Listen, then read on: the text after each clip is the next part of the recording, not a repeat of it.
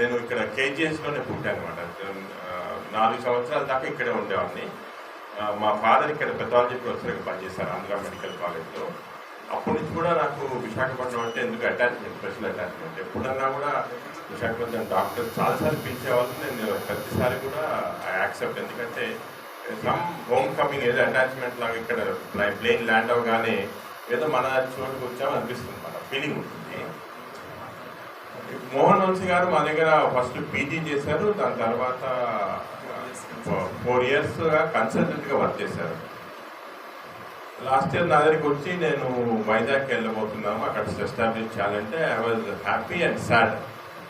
ఎందుకంటే అంత మంచి డాక్టర్ పోగొట్టుకోవటం మాకు ఇష్టం లేదు. మేము మా మంచి ట్రైనీస్ కానీ డాక్టర్స్ కానీ మా దగ్గర వర్క్ చేసే వాళ్ళని ఎక్కడికి వెళ్ళకుండా చూసుకుంటాం అన్నమాట, బంధించేస్తాం మా ఇన్స్టిట్యూట్. ఎందుకంటే మాకు చాలా ఐ థింక్ వాళ్ళ గ్రోత్ కూడా బాగుంటుంది, ఇన్స్టిట్యూట్ గ్రోత్ బాగుంటుంది.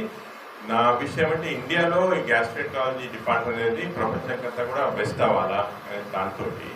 సో మోహన్ వంశీ గారు వచ్చి నేను వెళ్తున్నానంటే నేను కొద్దిగా ఐ ఫెల్ట్ బ్యాడ్, కొంచెం సాడ్ ఉంది. కానీ హ్యాపీ ఎందుకంటే ఆయన తన సొంత ఊరికి వచ్చి వాళ్ళ ఫాదర్ నారాయణరావు గారు వాళ్ళ ఫ్యామిలీతో ఉంటాము, ఇంత మంచి ఇన్స్టిట్యూట్ ఎస్టాబ్లిష్ చేయడానికి అప్పటి నుంచే చాలా ఏం చేశారంటే ముందు ప్లాన్ చేస్తున్నారు.